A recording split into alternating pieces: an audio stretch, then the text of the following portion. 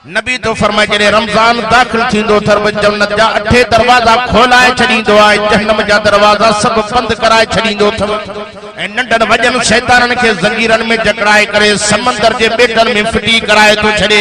हदीस में अचे थो शैतान रड़ियूं था करनि, दाहूं था करनि, चीखां था करनि, असांखे छो था ॿधो। मथो ऐलान थो अचे त 11 महीना तव्हां आज़ाद हुयो, मुसलमाननि कलमे वारनि खे खारींदा हुयो, हमेशा तव्हांखे रमज़ान में ॿधो वेंदो आहे, हींअर बि तव्हांखे ॿधो थो वञे ताकि मोमिन मुसलमान आसानी सां रमज़ान जा रोज़ा रखी सघनि। मत क़यामत में चवे त अल्लाह से मूंखे शैतान भुलायो।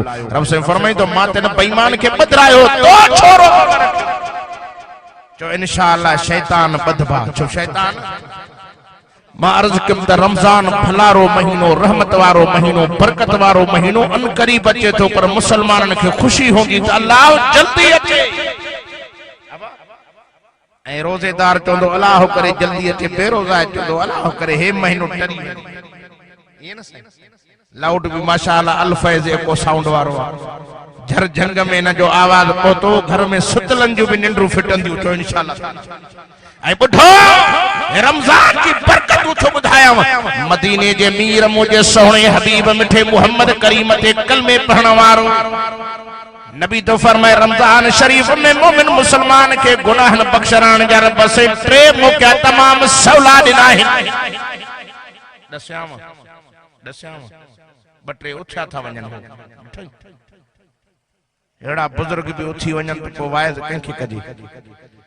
तेरो मौके फरमाए मन साम रमज़ान ईमानन व इहतिसाबन गुफिर लहू मा तक़द्दम मिन ज़म्बिही। सुभान अल्लाह ढरिया फरमाए पेरो मौको रमज़ान शरीफ जे रोजे रखण की बरकत से अल्लाह पाक उनी बाने जा अग्या पोया गुनाह तो माफ करे छड़े, पर रोजो भी रोजो हुजे, रोजो हुजे। सी न रोजे सा वेठो मोबाइल खोले उते फिल्म दिसे, एकड़ो रोजे सा वेठो फिल्मू दिसे पियो। मां चम अल्लाह जा बाना हे छा तो करे मड टाइम गुजारिया। नबी से फरमाए तो पेरन के नहन का वठी मथे जे वारन ते तुझे जिस्म जे वार वार के रोजो हुजे, तुझी जुबान के रोजो हुजे, कन्नन के रोजो हुजे, अखिन के रोजो हुजे, सोच फिक्र के रोजो हुजे, लगवाती गालन को पान के बचाए एहो रोजो रखंदो वन। शाम जे टाइम ते रोजे खोलण को 5 मिनट में ओ रोजेदार हथन खण की देर थी, तुझे दुआउन दी कबूल थियण में देरी कान थी।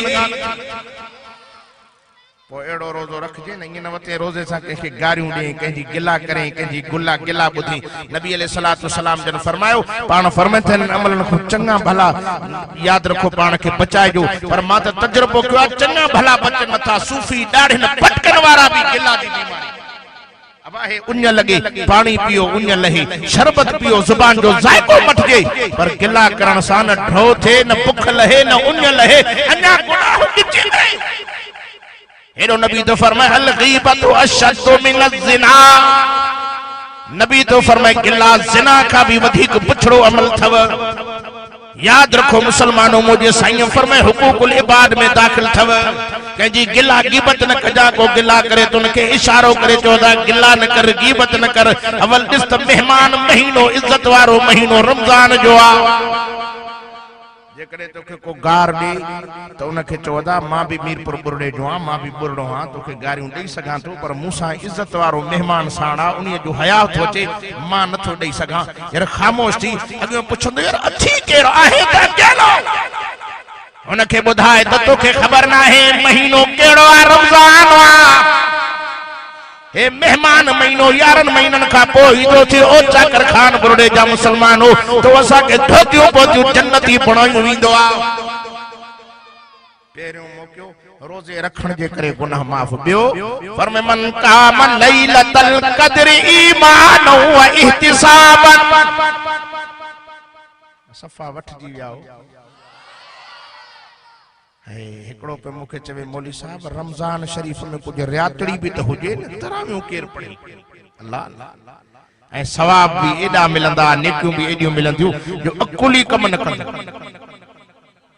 जिंदगी 4 की थी 60 साल 70 80 90 100 साल आखिर मरदे पर रमज़ान सा नीह निभाए वे, रमज़ान भी कब्र में तो कुरान भी कब्र में।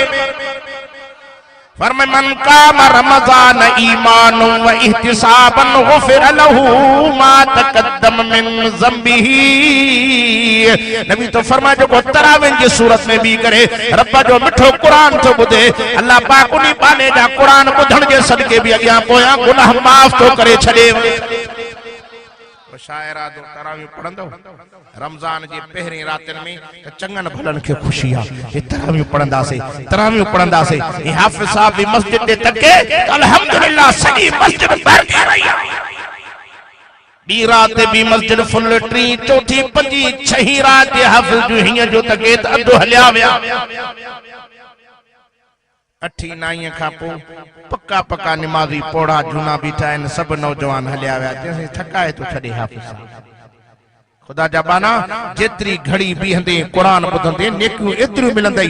फरमाई था जो तरावीह जी सूरत में भी कुरान तो बुधे अल्लाह पाक उनी बाने जा भी हड़े गुनाह माफ तो करे। एटरो मौके मदीने जी मीर फरमाए मन काम लैलतल क़द्र ईमान व इहतिसाबन गुफिर लहू मा तक़द्दम मिन ज़ंबिही। नबी तो फरमाए टियों मौको लैलतुल क़द्र जी रात के हथ अची वई जेके या रात मिली इन रात जी बरकत जे करे अल्लाह पाक उनी बाने जा भी अगियां पोयां गुनाह माफ तो करे। पर मदीने जे मीर फरमायो अधे जी उम्र त 40 साल 45 साल 30 सालन जो नौजवान आ पर मुझे साईं फरमाए 83 साल 3 महीनन जे लगभग अल्लाह पाक उनी बाने जा गुनाह माफ करे। 83 साल 3 महीनन जे लगभग अल्लाह पाक उनी बाने जे खाते ते नेकियूं थो लिकराए छड़े। केडी अल्लाह जी मेहरबानी तंहिंजे बावजूद भी असा मुसलमान पहुती साईं केर नी रात जो जागे साहबा चो या रसूलल्लाह ये लैलतुल क़द्र जी रात रमजान जे केड़े अशरे में फरमाए आखिरी में साईं भला हुआ रात बुधायो त केड़ी आ जो जागो फरमाइने के 21 में गोलियोस 21 में दिसोस 23 में दिसोस 25 में दिसोस 27 29 में दिसोस। फरमाइन 5 रातन में तवा के लैलतुल क़द्र जी रात मिली वेंदी मन लैलतुल क़द्र जी रात जे सदके उम्र जे गुनाह जी माफी मिली वई। पर असांजी आलमन बुजुर्गन नेकन सालन किन अल्लाह जे बानन जो आ तो पोयो अशरो पूरो जागो तो त लैलतुल क़द्र जी रात थी सके थी असां वटि जी 24 जी रात आ पर मदीने पाक में 25 जी होंदी थव असां वटि 20 जी रात आ पर मदीने में 21 की रात होंदी आहे। इनी जे करे पोयो पूरो अशरो जागजो तने आलमन फरमायो पोए अशरे में एतकाफ जी असा मस्जिद में वेहो एतकाफ वारो इए तो जो मस्जिद शरीफ में बैठो थव एकड़ो जिद्दी फकीर कह जो अची दरवाजो खड़काए चे अल्लाह जे नाले ते मुके का शय दियो अगो चोदो फकीर माफ करे चोदो तर न छडींदुम जसी ते 100 रुपए जो नोट न दींदो त दरवाजो न छडींदुम मुके दियो चंदो फकीर 100 नहीं 50 वठ चंदो बाबा जैसी ते 100 पूरो न कने दर न छडी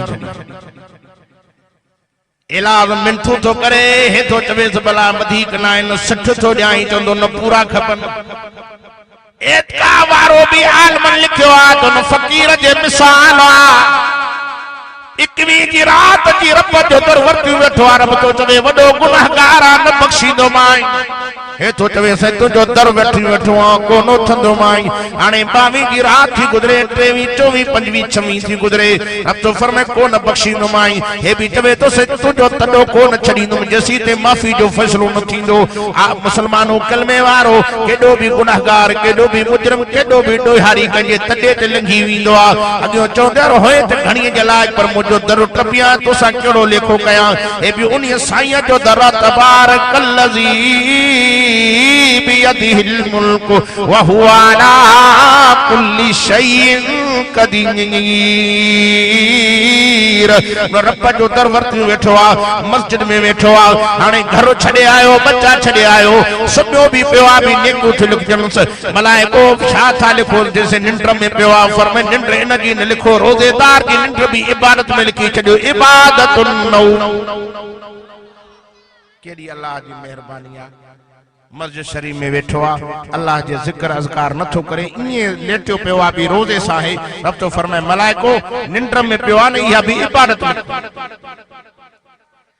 10 ॾियारा मस्जिद में वेठो आ फरिश्ता चवनि था छा लिखो सॼ आख़िरी रात आ अब तो फरमाए मलाइको इनी सा केड़ो लेखो क्या इनी सा केड़ो लेखो क्या जो मुझो दर छडी वेठो आ जिंदगी जी गुनाह जी माफ़ी भी ॾिनी मांस, बिन हजन बिन उमरन कबूल पहलन जो सवाब भी लिखी छड़ियो। अञा सुभान अल्लाह डरी हितों सऊदी अरब वञी पैसा हुजन, वीजा हुजे, टिकट हुजे, जहाज ते चढ़े, रहाइश जो इंतजाम, हिते रमजान शरीफ जा 10 ॾींहं एतकाब में रहे कबूल पहले जो सवाब मिले। तो इंशाअल्लाह पोए अशरे में एतकाब में भी वेहबो, पंहिंजे रब करीम के परचाइबो, तरावियूं भी पढ़बियूं, जिक्र अज़कार कबा। वो 11 महीना तव्हांजे इलाके में के मस्जिद में अदराज जे टाइम ते को लाउड न खड़काइंदो, पर रमजान जी पहिरीं रात अची वई, नौजवाननि में खुशी, पोड़न में खुशी त रमजान जा रोजा रखबा, पर लाउड खुली वेंदा, ऐलान पे थींदा, उथो उथो मुसलमानो रोजे रखण जो टाइम थी वियो अथव। काथे चवंदा 2 थी विया आहिनि, काथे चवंदा 2:30 3 पौणा 3 थी विया अथव। उथो उथो तरीक़े अल्लाह वारे चो जागो जागो कलमे वारो, निंड छॾे ॾियो प्यारी, रोज़े रखण जो वक़्तु थियो आ, हाणे कयो होशियारी। रखंदो अटकल सटकल न कजो, मत चे मां बीमार थी पियो। असांजा दोस्त रमजान जी पहिरीं रात ॾिठई, शीशी गोॾे जॾी हथ में, अड़े काॾे के वञा थो डॉक्टर खां तबियत ॾेखारण, बीमार थी पियो आहियां। तरीके अल्लाह वारे चो जब देखा चांद रमजान का तो बीमार हो गया, जब देखा चांद ईद का तो होशियार हो गया। ईद जो चंड ॾिठई पाण खे बीमार करे छॾी, के मां बीमार, तबियत ठीक नहीं। सही मौलवी साहब दे खबर रोजो रखा या न रखा, हाणे मौलवी छा चवे समझो था न, जे मां बीमार हां, मूंखे ही बीमारी आ, मत अटकल सटकल रो करे रोजो गुसाए। ऐं मुझे नबी फरमायो बाद में कज़ा करे खणी रखे भी सही, पर जिंदगी रोजा रखंदो वते एड़ो सवाब न मिलंदुस जेको रमजान में मिलणो। हाँ हाँ मत चवे गर्मी आ यार हेल नथो रखा, सियारे में रोजा रखंदम, पर अदा जेको रमजान में सवाब, रमजान जो बरकतूं रहमतूं हन, एड़ियूं बरकतूं तोखे हथ न ईंदियूं। मां दुआ करण आयो हा, अल्लाह जाकर खान बुरड़े जे जेके जलसे में आया हन, जिन असांजे जवानन मौलाना रिजवान अहमद साहब, मौलाना इदरीस बुरड़े साहब मेहनत करे, उन जे वडन खिदमत करे ही जलसो रखायो आ। अल्लाह उन जे ज़रे ज़रे खैर के कबूल करे, मन तव्हांजी इबादत के भी कबूल करे, मन नियत या रोजे की थी वने त बेड़ा ही असांजा पार। सच्ची बुधायो जेके ने पिंडाल में वेठा हो, रमजान की खुशी अथव या न? रोजेदार चवंदो अल्लाह सही मुंहिंजा 30 पूरा कोजा, बेरोज़ा चवंदो अल्लाह करे 29 रोज़ो थे तो बस जान छुटे रमजान। मां तो तजुर्बो कयो आ, बेरोज़ा हाणे साईं वगा सिबराए छड़िया है। अरे छा हे त शाबान आ, दर्जी भी मोहांगा, कपड़ा भी डाडा दुखिया मिलंदा, अग में सिबराया है 3 छो, जैसे ईद 3 ॾींहं पाईंदो न। एडो नबी तो फरमाए ईद बेरोज़ा जी ना है, ईद रोजेदार जी आ, जो त ईद वारे ॾींहं ते रोजेदार के मजदूरी मिलंदी, बेरोज़ा जो ईदगाह में अचण को हक़ ई कोन्हे। पो शायर आदो आ ईद जा हक़दार बणजण चाहियो था, नथा ॻाल्हायो। ऐं पाण भी रोजा रखो, रोजेदारन के रोजा भी रखरायो, रोजेदारन के रोजा भी खोलायो। और 11 महीना तव्हांजी मस्जिद में को मगरिब के टाइम ते मानी नहीं दो, हवा खणी दो, कोई खड़ी नहीं दो, पर रमजान एडो सतोरो महीनो आ, बरकत वारो महीनो आ, रहमत वारो महीनो आ। मां खुदा जो कसम खड़ी इन महफिल में चवां थो, रमजान शरीफ जो पहिरियों रोज़ो ईंदो, असांजी अदी, असांजी अमड़, असांजी भेण, असांजी न्याणी मानी बचाईंदी। अब यो मगरिब खां पोइ हलाइजा, हाली झटका न ॾीजा। मां अॻे डिॼी वियुमि मत अलाए छा थी वियो, रिसेस थींदी न इन में पोइ बतियूं बतियूं ॿार जा, हाली मगरिब ताईं स्टॉप। चवंदी पहिरीं मानी मस्जिद में खणी वञो, रोजेदार रोज़ो खोलींदो, रब मुझे आमाल में नेकू लिखे। हाँ साईं, मस्जिद शरीफ में अदी असांजी भेण मानी ते पोकली, नंढा ॿार ते खणी आया, हे मीरपुर बुरड़े में मोटियो, पकोड़ा वरतियो आयो, समोसा वरतियो आयो, जलेबियूं वरतियो आयो, मस्जिद तो खणी वञे तो रोजेदार रोज़ो खोलींदो, रोज़े जो सवाब।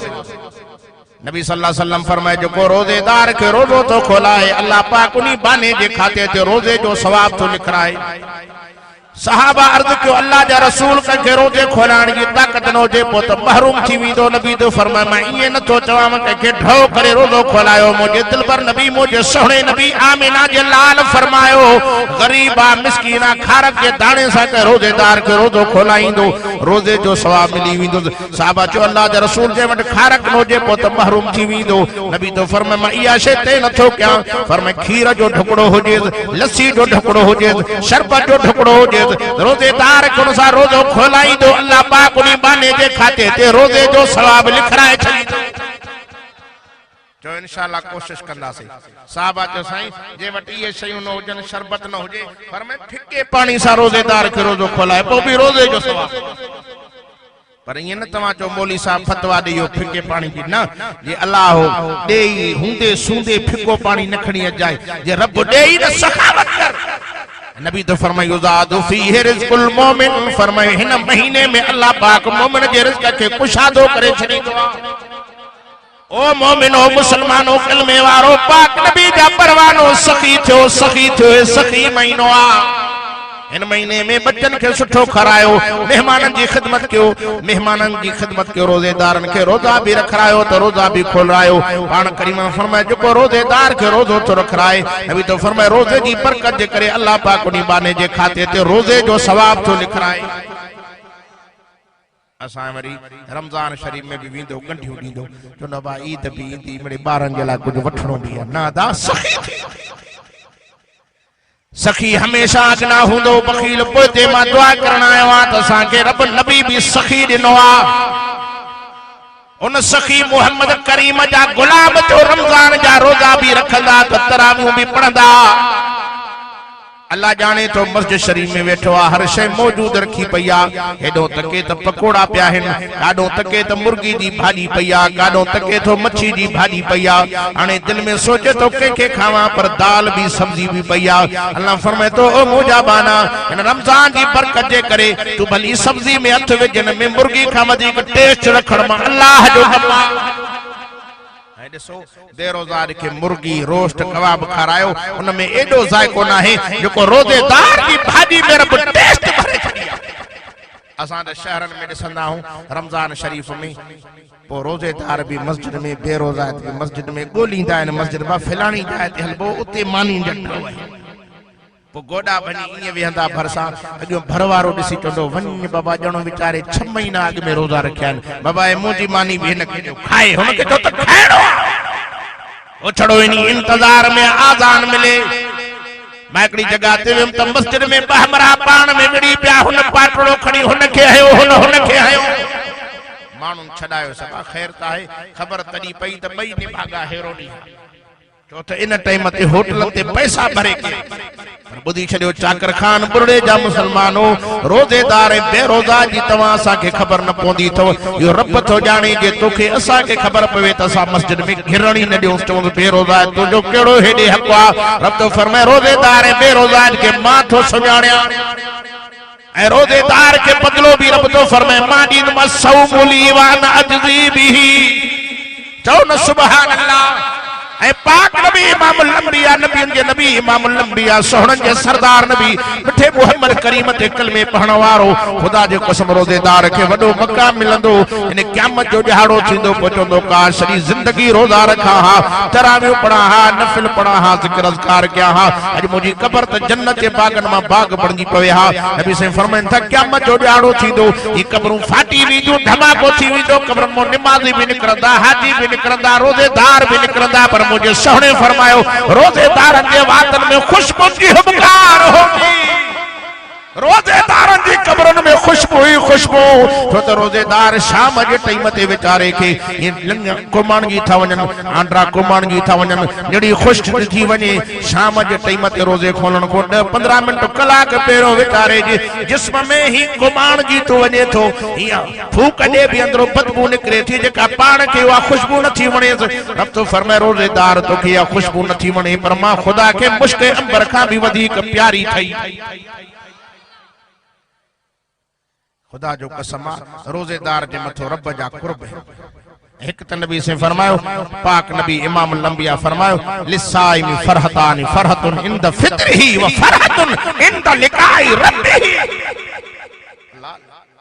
पाण करीमन फरमाइन था रोजेदार के पहिरियों त रब जी मेहमानी नसीब थी तो हिक दुनिया में खुशी भी क़यामत में खुशी। दुनिया में खुशी रोजे खोलण महल 11 महीना एडी खुशी ईद ते एडी खुशी न मिलस, शादी जी पहरी रात एडी खुशी न मिलस जेका रोजे खोलण महल खुशी आ। हिय जो तके तो सुभान अल्लाह पानी दे तके भी दिल पे ठरंदी जानो आजान मिली। असां त बोलींदा रोजा थद जा हुजनि, गर्मी न हुजे, साईं थदड़ी हुजे, आराम सां रोजा रखो। सोनो अली नबी सन जी खिदमत में आयो, अर्ज करे तो साईं मूंखे दुनिया में 3 शयूं प्यारियूं। पाण करीमन फरमाए अली केड़ियूं 3 प्यारियूं थी? फरमाए मुंहिंजा सोना हबीब अल खिदमतु लिज़ईफ वस्सऊब बिस्सईफ वज़रब बिस्सईफ। चओ न सुभान अल्लाह। पहरे नंबर ते मेहमान मुझे दर ते अचो उनकी खिदमत कया चो अली सखिया। बे नंबर ते मुझा सोना हबीब मुझा दिलबर नबी रोजो हुजे पर गर्मी जाडी हुजन हाड़ जाडी हुजन माली के रोजो हुजे। नबी तो फरमाए अली यार गर्मी तो पसंद करे मौसम थदी हुजे जो मासूम बार भी रखन बीमार भी रखन। फरमाए मुझा साईं इनी जे करे गर्मी के पसंद तो क्या ता मुड़से भाड़ी जी खबर पवे यकीन भाड़ी भतो रोजो न रखंदो जो बहादुर रखंदो। समझो था लेकिन कोन गाल भाड़ी भतो कमजोर चंदो यार मान रखंदो जिनजो ईमान मजबूत हुजे न। अली तो फरमाए 3 नंबर ते मुखे इया शय ॾाढी वणंदी आ मुंहिंजा दिलबर नबी तो मुहम्मद खे न मञण वारो मुंहिंजे साम्हूं अचे तलवार मां अलीअ जी हुजे हीअं फेराए गर्दन धड़को धार करे छॾिया। वाह अली तुंहिंजे नाले तां सदके वञा। नबी तो फरमाए पहिरीं खुशी रोज़े खोलण महल ॿी खुशी इंद लिकाई रब्बिही। ॿी खुशी मैदानी क़यामत में रोजेदार रब जा मेहमान हूंदा मीज़बान अल्लाह हुंदुनि ज़ियारत भी खुद खुदा जी पिया पाण कंदा। मां दिली दुआ करण आयो आहियां अल्लाह रमज़ान जो क़दुर नसीब करे आमीन त चओ न। रमजान जा रोजा भी रखजो तरावियों भी पढ़जो नफिल भी पढ़जो जिक्र अज़कार कजो। का खबर ना है मत जिंदगी जो आखिरी रमजान न होजे इनी राज इबादत कर अल्लाह राजी थी पौंदी रब जो करम थी पौंदी रब जो एहसान थी वींदे। रमजान जे सदके धोप जी वींदे जहन्नम का बची जन्नत हलियो वींदे। ए मदीने जे अमीर फरमाए क़यामत जो दिहाड़ो थींदो रब से फरमाइंदो बाना हल जहन्नम दे बानो रब सा काडो गालाइंदो। हदीस में अचे तो बानो ही बीठो आ अखिन मां गोड़ा था वहन जान मां जहन्नम में पहुतम हेडे होडे तके तो केर भी वे जो नथो अचे। खबर तनी पई मदीने जे अमीर फरमाए काल सियाम वल कुरान यशफान अब्द यौमल क़ियामा। अजीम हस्तियों पहुंची वींदियूं बानो हीअं जो नजर फेरे ॾिसे त सुभान अल्लाह सॼे पासे ॾो क़ुरान आ त खॿे पासे ॾो रमज़ान आ। बाने जे दिल वॾी थी हाणे मुखे हे ॿई वारिस पहलवान पहुता आहिनि मुखे जहन्नम वञण न ॾींदा। हीअं जो सॼे पासे ॾे तके ॾिसे त सुभान अल्लाह हेॾो क़ुरान बीठो आ। रब तो फरमाए मुंहिंजा क़ुरान तूं कंहिं ॾे आए जेसि मां हिन यार ॾे आयो आ। जो क़ुरान है तो वॾो गुनाहगार आ मुजरिम आ जहन्नम जो फ़ैसिलो कयो थमांसि। क़ुरान चवे तो रब मुंहिंजो हिन जे गुनाहनि सां वास्तो न आहे साईं मुंहिंजी हिन सां यारी ही मूंसां मोहब्बत हुयसि मां हिन खे न छॾींदुमि। रब हे जहन्नम वियो तो मां भी गॾु हलंदोमांसि। रब तो फरमाए रमज़ान तूं कंहिं ॾे चइसि मां भी हिन यार ॾे आयो आहियां। दुनिया जानवरन वांगुरु ढगन वांगुरु खाईंदी ही लेकिन तुझो हया रखंदे रोजा रखई मासा नीह निभाई। ओ रब्बा जे मां तुझो रोजो आ त मुझे यार के बख्श। हदीस में के तरफ से फरमाइंदो मलाइको होयो तो वडो मुजरिम वडो गुनाहगार ए कुरान रमजान जे सदके मां रब न बाने के बख्शे इन की सिफारिश कबूल करे इन के जन्नत थो देई छया। जो इंशाअल्लाह रमजान जो रोजा भी रखबा।